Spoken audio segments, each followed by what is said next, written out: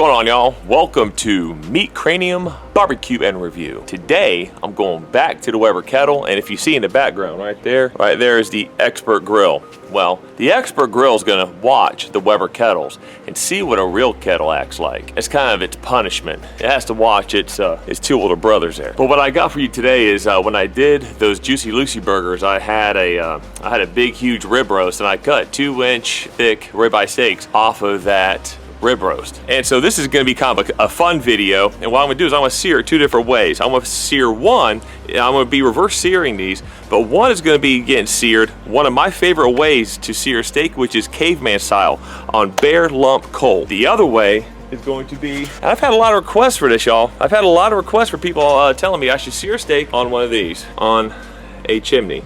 I'm gonna put a grill grate on here. I'm gonna hook the fan up to right here. I'm gonna shoot the flames up, and I'm gonna see how fast I can sear a nice big ribeye steak and see which one is actually better. You're looking at probably temperatures probably around 1500 degrees. Doing that, it's probably gonna sear it probably pretty quickly. But right now I have the steaks inside. I have some SPG on them, and I'm just gonna get the coals here and get the show on the road. Okay, so here's the setup. I have, I'm gonna start with some briquettes. I got 12 briquettes in here. I'm going to put them in the basket right there. And right underneath the basket, I have the nozzle for my flame boss is up underneath, and it's gonna have air coming in. And I should be able to achieve temperatures probably in the 200 range, maybe 250 range. So that's what I'm kind of hoping for. I'm gonna put the ribeye steaks over on this side, run some temp probes to it, and then when you get up to be about 110, I'm gonna pull them, and I'm gonna put the lump in there. I'm gonna sear one off caveman style. The other one, I'm gonna put a grate on top of here with some lump. Gonna have the fan, gonna blow the heat and blow the flames up, and gonna sear steak on top of there. Pretty plain simple.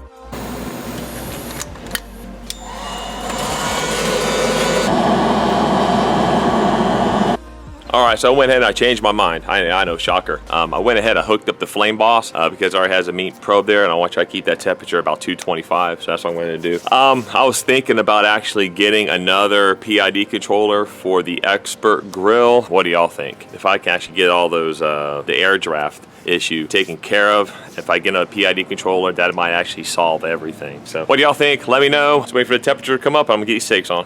It's 225. There we go. This one's a little bit bigger, so I don't know if I'm gonna put this one on the caveman style. Might do this one here caveman style, do this one over the chimney.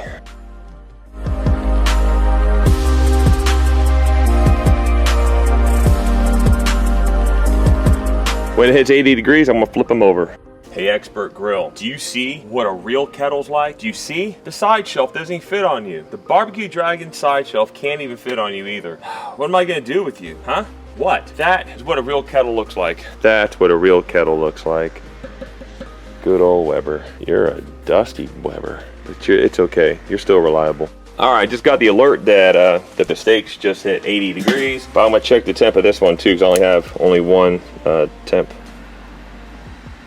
Yeah, this one here is a little bit higher, a little bit hotter.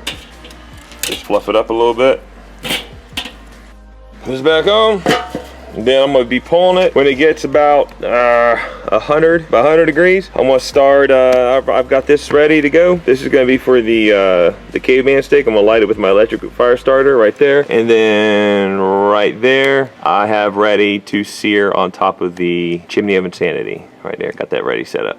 All right, steak's just hit 90 degrees, so I'm gonna go ahead and plug the electric one in. That's gonna take 8 minutes to light. So by the time that gets lit, everything's nice and going. That's gonna be ready to pour into the pit, and the steaks will be done.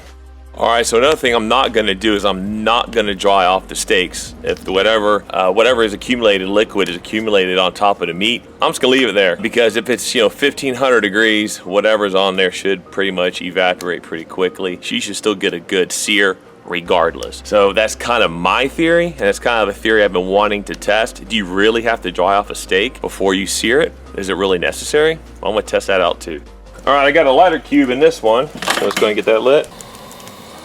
Now supposedly you're supposed to be able to use this.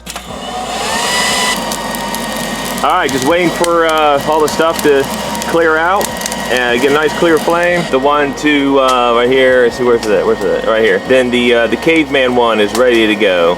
Time to remove the steak and get the pit set up. All right, currently at about 108, but I kind of can't wait. So there we go. Here's that one. Now, if you look at the steaks, there's really not a whole lot of moisture on them as it is, because I had that salt, pepper, and garlic on there. They look pretty dry to start off with anyhow. I believe this one's gonna go on the Chimney of Insanity. This one's gonna go Caveman style. I'm gonna time them one minute each, flip them over, and then just keep doing 1 minute each side.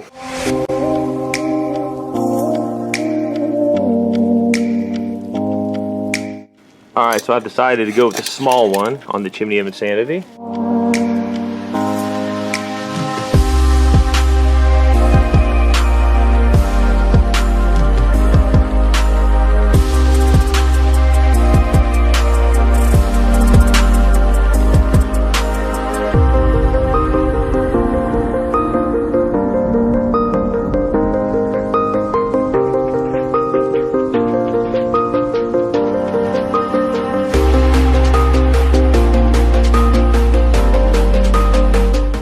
Which one's gonna be better? All right, here we go. I'm gonna check the temps of them now. There's that one. Okay, 1 minute on each side. Let's check the temps. The one on the Chimney of Insanity is at 130, 123, 118. This one right here, the big one, is at, keeps falling. Okay, we're gonna go 1 more minute on another side. All right, just flip them after 30 seconds. Now I'm gonna go get them. Okay, that right there is the Chimney of Insanity. That's a Caveman. All right, so this steak is off of the Chimney of Insanity, extreme high temp. This is Caveman style. Okay, look at that steak. Beautiful sears on both of these. I think it's gonna be probably about a tie. I'm gonna give it about a minute to rest, and that's gonna be it. All right, so it's been a couple of minutes. Let's cut into these bad boys. All right, so this is the Chimney of Insanity steak right here. Oh, it just cut like freaking butter. Look at that. I mean, it just cut like stinking butter. Beautiful. Oh my gosh. That cut, I mean, it just went through like pure and absolute butter.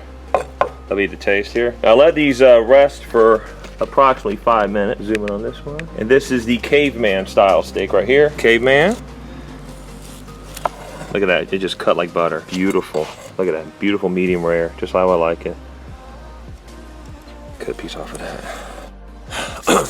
All right, let's give this a whirl. So the first piece right here, this is going to be the steak that was seared on the charcoal chimney. It just melts in the mouth. It has that nice crust on it. Oh my, I can't explain it to you. Has that perfect, like, crunchy crust on the outside. That is awesome. Wow. First time I've ever done a steak like that. Glad I did. Now I'm gonna give the Caveman steak a whirl. Now I have done steak like this before. I absolutely love it. So, but which one's gonna win? You know what, y'all? Both completely melt in the mouth. Now, if some of y'all are kind of concerned about the charcoal, the Caveman steak, about again like the charcoal, have that charcoal taste, just scrape it off and you're fine, and you don't got to worry about biting and chewing a bunch of charcoal. It's really a great way to sear a steak. So if I have to come up with a winner of which one I like, I can't. I'm gonna say it's a tie. Both of these are fantastic ways to sear a steak. One is just one method, one's the other. If you want a little bit of a little bit more of like a kind of like a charcoal taste, that would be the Caveman. That'd be a Caveman style, which I like. I like that taste of that. It wasn't cooked, in an oven, or it wasn't cooked, in an air fryer or something. No, nothing against air fryers, but whatever. And then the other one, I mean, them flames are just hitting that meat the whole time. It just got it so nice and like that crust is so nice and crispy. I don't know. For the first time, I got to call us a tie. This is awesome. This is phenomenal. This is probably the preferred way I prefer to make a steak now, how to sear a steak. Doing it, searing it over that chimney it's undescribable. Y'all have to try it. And the thing is, it doesn't cost you anything extra to do. Just using something that you already have. So anyhow, this is getting kind of long and winded. So like, subscribe. I'll see y'all next week. Ciao.